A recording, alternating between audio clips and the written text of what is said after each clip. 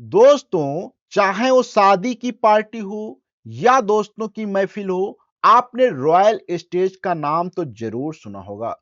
लेकिन क्या आपने कभी सोचा है कि विज्ञापनों में चमकने वाली यह ड्रिंक असल में फैक्ट्री के अंदर कैसे बनती है? क्या आपने कभी सोचा है? क्या इसके पीछे कोई जादुई फार्मूला होता है या फिर यह एक पूरी तरह से केमिस्ट्री, इंजीनियरिंग और ब्रांडिंग का खेल होता है या फिर इसके पीछे क्या छिपा है, इस पे आज हम बात करने वाले हैं। और आज हम आपको इस ब्रांड के उस कड़वे और वैज्ञानिक सच से रूबरू कराएंगे जिसे करोड़ों लोग पीते तो हैं पर समझते नहीं हैं कि इसका मतलब क्या है और ये कैसे बनती है। इस वीडियो में हम गन्ने के खेत से लेकर आपके गिलास तक के पूरे सफर को डिकोड करेंगे और हर एक चीज पे डिटेल से बात करेंगे तथा साइंटिफिक तरीके से समझेंगे कैसे बनती है और ये क्या चीज होती है। तो सबसे पहले बात करते हैं कि आज की हमारे वीडियो के मेन जो है कौन कौन से टॉपिक होने वाले हैं। तो सबसे पहले तो हम देखेंगे इसका इतिहास जो है वो 1950 1995 का वो दौर है जब भारत का मार्केट बदल रहा था, उस समय से इसका इतिहास शुरू होता है। फिर हम देखेंगे कच्चे माल अर्थात तो कैसे गन्ने का मोलारिसिस इस इंडस्ट्री की न्यू होती है अर्थात कैसे इसकी गन्ने से शुरुआत होती है। फिर हम देखेंगे फर्मेंटेशन और डिस्टिलेशन क्या होता है, उस पर हम बात करेंगे। फिर हम देखेंगे ब्लेंडिंग और वाटलिंग क्या होती है, उसको भी समझेंगे। फिर आप देखेंगे असली सच क्या था, सेहत पे इसका क्या प्रभाव पड़ता है और हमारी क्या जिम्मेदारी, इसको हम समझेंगे। अर्थात ये वीडियो काफी इंपॉर्टेंट होने वाला है क्योंकि यहाँ पे गन्ने की खेती से लेकर फिर इसकी क्या प्रोसेसिंग होती है, कैसे इसका डिस्टिलेशन किया जाता है, कैसे इसका जो है प्रोडक्ट की क्वालिटी होती है, फिर क्या ये हेल्थ के ऊपर प्रभाव डालता है, हर एक चीज पे हम बात करने वाले हैं। तो सबसे पहले हम बात करते हैं कि जो कहानी ये होती है इसकी शुरुआत जो होती है वो 1995 से होती है जब भारत जो होता था लिबरलाइजेशन के दौर से गुजर रहा था। उस समय बाजार में या तो बहुत सस्ती शराब थी या फिर विदेशी और बहुत महंगी शराब थी। अर्थात उस समय दौर में या तो मार्केट के अंदर जो शराबें होती थी या तो शराब बहुत ही मद्दी थी या बहुत ही ज्यादा महंगी शराब थी, इस प्रकार से मार्केट के अंदर अवेलेबल थी। तो वहीं पे सी ग्राम इंडिया ने इसी गैप को पहचाना और एक प्रीमियम फील देने वाली किफायती विस्की लॉन्च की और उन्होंने एक इस प्रकार की एक किफायती विस्की को उन्होंने मार्केट के अंदर लॉन्च किया। बाद में परनोड रिकॉर्ड ने इसे ग्लोबल डिस्ट्रीब्यूशन और एग्रेसिव ब्रांडिंग का सपोर्ट दे दिया। अर्थात इसको क्या है, सपोर्ट दिया गया। कौन सा यहाँ पे दिया गया, इसको ग्लोबल डिस्ट्रीब्यूशन और एग्रेसिव ब्रांडिंग का सपोर्ट मिला और मेक इट लार्ज और जो है क्रिकेट स्पॉन्सरशिप ने इसे भारत का सबसे लोकप्रिय ब्रांड बना दिया। तो आप समझ सकते हैं इसका इतिहास कैसा रहा। आप थोड़ा सा आगे से बात करते हैं। तो हर विस्की स्कॉच की तरह जौ से नहीं बनती, अर्थात जितनी भी विस्की होती है वो सभी जौ से ही नहीं बनती हैं। भारत में यह एक अलग इंडस्ट्रियल मॉडल पर काम किया जाता है। अर्थात भारत में जो होता है यहाँ पे अलग इंडस्ट्रियल मॉडल पे काम किया जाता है और यहाँ पे अलग तरीके से बनाई जाती है। इसका सबसे कच्चा इसका मुख्य कच्चा माल जो होता है खेतों से आने वाले गन्ने की शुगर मिलों से होता है। अर्थात जो कच्चा ये देख सकते हैं गन्ना मिल में जो आता है, यहां से इसकी शुरुआत होती है। चीनी निकलने के बाद जो गाढ़ा, काला और मीठा सिरप बचता है उसे मोलासिस कहते हैं। अर्थात यहाँ से आप देखेंगे चीनी तो यहाँ पे बन जाती है, लेकिन इसमें से जो ये गाढ़ा काला जो निकलता है इसे मोलासिस कहा जाता है, जो दूसरों के लिए वेस्ट होता है। अर्थात अगर आप इसको डायरेक्ट दिया जाए तो आपके कोई मतलब का नहीं, एक प्रकार से बिल्कुल खराब होता है। लेकिन वो अल्कोहल इंडस्ट्री के लिए सबसे कीमती खजाना है क्योंकि इसमें भरपूर शुगर होती है। लेकिन ये जो यहाँ पे काला आप देख सकते हैं, काला काला, ये हमारे ऐसे तो यूज में बिल्कुल खराब है, लेकिन जो कंपनियां अल्कोहल का निर्माण करती हैं उनके लिए बहुत ही खजाना होता है क्योंकि इसके अंदर शुगर बहुत ज्यादा होती है। और यह मॉडल भारत की लिंकर इंडस्ट्री को बड़े पैमाने पर मास प्रोडक्शन का बहुत बड़ा आर्थिक फायदा देता है। अर्थात तो इसकी सहायता से बहुत बड़ी बड़ी कंपनियां बहुत ज्यादा एडवांटेज था प्रॉफिट कमाती हैं। अब थोड़ा सा बात करते हैं कि कैसे बनता है। देखो, विशाल टैंकर्स में भरकर जब यह मोलासिस डिस्टिलेशन में पहुंचता है तो इसका सीधा इस्तेमाल नहीं होता, अर्थात आप देख सकते हैं ये जो मोलास्क है जो काला काला ये लाया जाता है इंडस्ट्री में, बड़े बड़े टैंकों से भर के इसको इंडस्ट्री के अंदर लाया जाता है। और फिर क्या किया जाता है कि सबसे पहले लैब में इसकी क्वालिटी, शुगर लेवल और केमिकल बैलेंस की सख्त जांच की जाती है। अर्थात ये आप देख सकते हैं यहाँ पे लैब है, इस लैब के अंदर सबसे पहले यहाँ पे चेक किया जाएगा कि इसके अंदर कितना शुगर लेवल है, इसकी कैसी क्वालिटी है और इसका क्या केमिकल बैलेंस है। इन चीजों को पहले यहाँ पे चेक किया जाता है।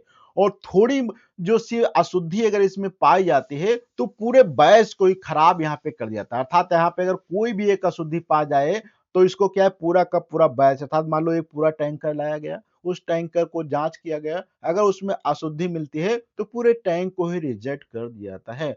और पास होने पर इसे बड़े इंडस्ट्रियल टैंक्स में पानी के साथ एक फिक्स अनुपात में मिलाया जाता है। अर्थात यहाँ पे आप देख सकते हैं इधर से वाटर आ रहा है, इधर से हमारा मोलास्क आ रहा है, इनको जो होता है एक फिक्स अनुपात में दोनों को एक बड़े टैंक के अंदर मिलाया जाता है।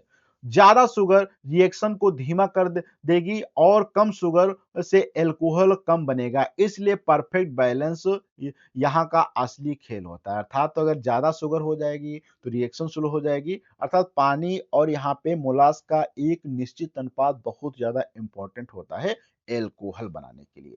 अब थोड़ा सा आगे बात करते हैं।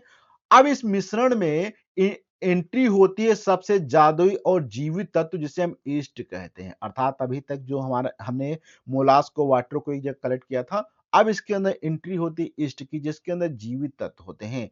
ईस्ट कोई केमिकल पाउडर नहीं होता है, बल्कि यह एक सूक्ष्म जीव होते हैं, अर्थात क्या होते हैं, माइक्रो ऑर्गेनिज्म होते हैं। जैसे ईस्ट को मिलाया जाता है, यह मोलासिस की शुगर को खाना शुरू करता है और फर्मेंटेशन की शुरुआत होती है। अर्थात जब इसके अंदर मिलाए जाते हैं तो ये क्या करता है, शुगर को अर्थात खाना स्टार्ट कर देते हैं। मोलासिस में शुगर होती है और ये जो यहाँ पे जीवित होते हैं अर्थात जो माइक्रो ऑर्गेनिज्म होते हैं, ये उनको खाना शुरू कर देते हैं, शुगर को खाना, और यहाँ पे फर्मेंटेशन प्रोसेस स्टार्ट होती है। ईस्ट इस शुगर को एथेनॉल अर्थात एल्कोहल और यहाँ पे एल्कोहल और कार्बन डाइऑक्साइड में बदलता है। अर्थात यहाँ पे क्या होता है, शुगर जो होती है, ये शुगर को क्या लेते हैं, ऑर्गेनिज्म लेते हैं, क्या है, माइक्रो ऑर्गेनिज्म खाते हैं और इसको क्या करते हैं, एथेनॉल के अंदर और कार्बन डाइऑक्साइड के अंदर बदल देते हैं। इस दौरान और टैंक्स का तापमान और पीएच लेवल लगातार चेक किया जाता है, जिससे तैयार होता है एक कच्चा एल्कोहलिक लिक्विड जिसे वास कहा जाता है। आप समझ सकते हैं कि यहाँ पे इसमें पीएच मान भी हमेशा चेक करते रहते हैं कि ज्यादा यहाँ पे एसिडिक या ज्यादा जो होता है यहाँ पे बेसिक तो नहीं हो रहा है। साथ में टेम्परेचर भी चेक किया जाता है, क्योंकि ज्यादा टेम्परेचर पे जो होता है यहाँ पे माइक्रो ऑर्गेनिज्म मर जाते हैं और बहुत कम टेम्परेचर में भी कुछ माइक्रो ऑर्गेनिज्म मर जाते हैं, इसलिए टेम्परेचर को भी यहाँ पे मेंटेन रखा जाता है। और यहाँ पे फिर एक एल्कोहल का लिक्विड तैयार होता है जिसको हम लोग वास कहते हैं। अब फिर यहाँ पे बात करें तो ये जो वास यहाँ पे तैयार होता है, वास में अभी बियर जैसी महक होती है, अर्थात बियर जैसी होती है, उसमें थोड़ी सी महक तो आ जाती है, लेकिन यह बहुत रफ और अशुद्ध होती है, अर्थात इसको डायरेक्ट आप नहीं पी सकते हैं। महक तो जरूर बियर जैसी आ रही है, लेकिन अशुद्धियां बहुत ज्यादा होती हैं, इसलिए हमारे यूज में डायरेक्ट नहीं आती है। इसे साफ और पावरफुल बनाने के लिए जो हम क्या करते हैं, डिस्टिलेशन की जाती है, अर्थात इसको डिस्टिलेशन किया जाता है जो ऊंचे स्टील टावर में होती है। आप यहाँ पे देख सकते हैं ये एक स्टील का टावर होता है, काफी ऊंचा होता है। इसके अंदर यहाँ पे डिस्टिलेशन प्रोसेस स्टार्ट की जाती है। अब कैसे किया जाता है, तो एल्कोहल का बॉइलिंग पॉइंट तो पानी से कम होता है, इसलिए इसे हीट देकर भाप में बदल दिया जाता है। देखो, अगर बात करें जैसे मान लो यहाँ पे आपने दो चीजों को मिक्स कर दिया, इसमें क्या है, आपने पानी को मिक्स कर दिया है और मान लो यहाँ पे आपने एथेनॉल को मिक्स कर दिया। तो मान लो पानी का टेम्परेचर अगर 98 है तो इसका मान लो यहाँ पे 70 है। तो 70 पे जब आप गर्म करेंगे तो पानी तो बॉयल नहीं होगा, केवल एथेनॉल बॉयल होके बाहर जाएगा। अब ये जो वाष्प के रूप में एथेनॉल बाहर जाता है, इसे हम क्या करते हैं, बाहर जाने के बाद इस भाप को फिर से ठंडा करके शुद्ध जो लिक्विड बनाया जाता है। लेकिन यहाँ तीन हिस्से होते हैं, हेड्स, हार्ट्स और टेल्स, अर्थात यहाँ पे जो बनता है इसमें भी तीन पार्ट में तैयार होता है। अर्थात यहाँ पे देखोगे रा वास इसके अंदर भरा जाता है, फिर यहाँ पे अलग-अलग देखो हार्ट्स यहाँ पे आता है, टेल्स यहाँ पे होते हैं और हेड्स यहाँ से अर्थात टॉक्सिन्स और हार्ट्स यहाँ पे मिलते हैं। प्रीमियम क्वालिटी का यहाँ पे मिलता है जो यहाँ पे रखा जा रहा है।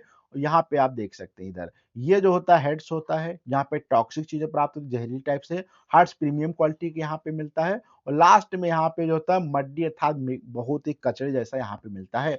सिर्फ जो बीच का हिस्सा यहाँ पे होता है जिसको हम हार्ड कट ही सबसे शुद्ध और कीमती होता है। बाकी अशुद्धियों को अलग-अलग कर दिया जाता है। अर्थात ये हमारा जो अल्कोहल होता है, यहाँ का ये हमारा शुद्ध होता है, प्रीमियम क्वालिटी का होता है। इसके अलावा हेड का और ये नीचे का बहुत ही अच्छी क्वालिटी का नहीं होता है।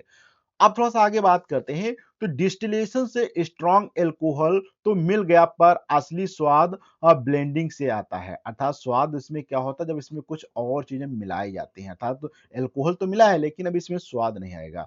तो master blenders neutral spirit, grain spirit और स्कॉच माल्टस को एक फिक्स रेशियो में मिलाया जाता है। अर्थात यहाँ पे आप देख सकते हैं इसके अंदर जब कई चीज़ें मिलाई जाती हैं, फिर इसके अंदर स्वाद आता है।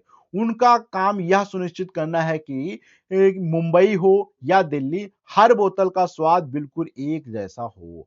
वे फ्लेवर, अरोमा, स्मूथनेस और गले में लगने वाली बर्न को परफेक्टली बैलेंस करते हैं।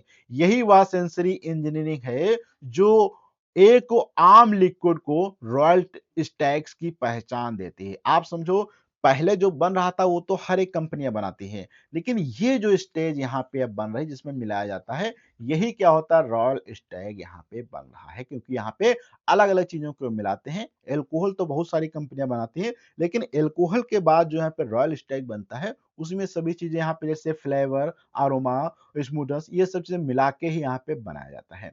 अब थोड़ा-सा बात करते हैं विस्की का गहरा सुनहरा रंग और लकड़ी या कैमरल की खुशबू जो होता है मैचुरेशन से आती है। कैसे आती है? मैचुरेशन से। कई ब्लेड्स में ओक बैरल्स में एजिंग की जाती है या मैच्योर स्कॉच माल्ट्स का इस्तेमाल किया जाता है। अर्थात ये चीज़ों को मिलाया जाता है, तब इसके अंदर जो होता है अच्छे से सुनहरा कलर और खुशबू आती है। कई बार एक सा रंग बनाए रखने के लिए इम्प्रूव्ड एक एडिक्ट्स जैसे केमिकल्स कलरिंग का भी इस्तेमाल किया जाता है और कई बार इसमें कलर भी मिलाया जाता है जिससे इनका रंग एक जैसा रहे। जो रंग आपको प्रीमियम फील देता है उसके पीछे ब्रांडिंग साइकोलॉजी और प्रोडक्शन साइंस दोनों छिपे रहते हैं। अब थोड़ा-सा बात करते हैं, ब्लेंडिंग के बाद स्पिरिट में अल्कोहल की मात्रा बहुत ज़्यादा होती है, इसलिए इसे स्पेशल पानी के साथ मिलाया जाता है क्योंकि इसमें बहुत ज़्यादा ज़्यादा होता है मात्रा अल्कोहल की इसलिए हम इसको पानी में मिलाते हैं। एक साधारण पानी नहीं होता है, इसे जो होता है यहाँ पे बात करें तो डीमिनरलाइज़्ड किया जाता है। पानी का मिनरल बैलेंस बहुत ज़रूरी होता है, वरना पूरी व्हिस्की का टेस्ट प्रोफाइल बदल सकता है।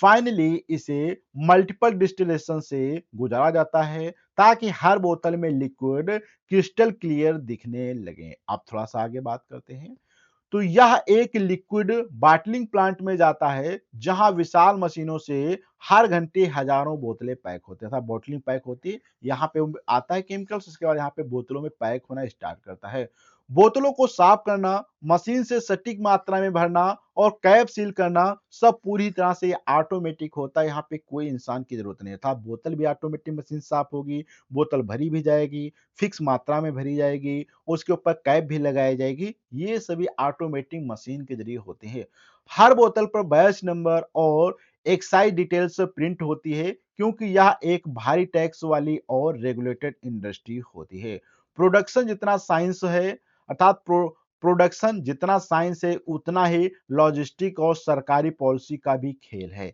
इसके बाद ट्रकों के जरिए यह बोतल डिस्ट्रीब्यूटर रिटेलर और फिर कंज्यूमर तक पहुंच जाती है अब यहाँ पे थोड़ा-सा बात करते हैं, ब्रांडिंग हमेशा जश्न दिखाती है, लेकिन इसके साइड इफ़ेक्ट नहीं दिखाती है। अर्थात ब्रांड जो होती हैं, वो केवल अपना फ़ायदा दिखाते हैं, लेकिन इसके साइड इफ़ेक्ट कभी नहीं दिखाते हैं। ज़्यादा शराब पीने से लीवर पर भारी दबाव पड़ता है, जिससे फैटी लीवर और सिरोसिस जैसी बीमारियाँ हो सकती हैं।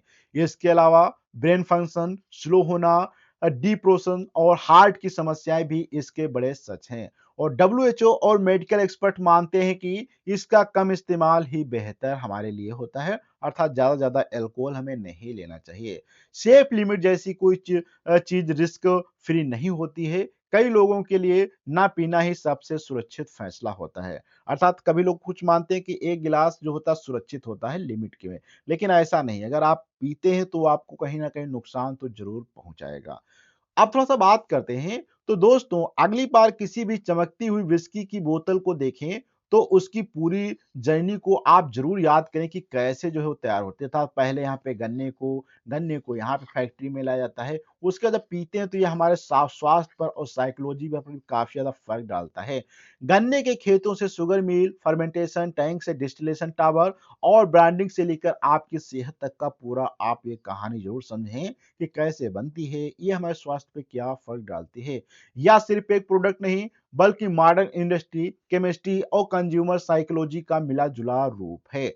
जानकारी के साथ फैसला लें, क्योंकि स्टाइल टेम्परेरी होती है लेकिन सेहत हमारी लॉन्ग टर्म रहती है। अर्थात तो स्टाइल में जश्न मनाने के लिए हम लोग पी तो लेते हैं, लेकिन उससे हमारे स्वास्थ्य पे काफ़ी बुरा प्रभाव पड़ता है। अगर आपको यह डीप डाइव पसंद आया हो तो इस वीडियो को लाइक करें, अपने दोस्तों को शेयर करें और यदि अभी तक आपने चैनल को सब्सक्राइब नहीं किया तो प्लीज़ सब्सक्राइब करें। हम मिलते हैं किसी नए टॉपिक के साथ में अगले वीडियो में, जब तक के लिए धन्यवाद।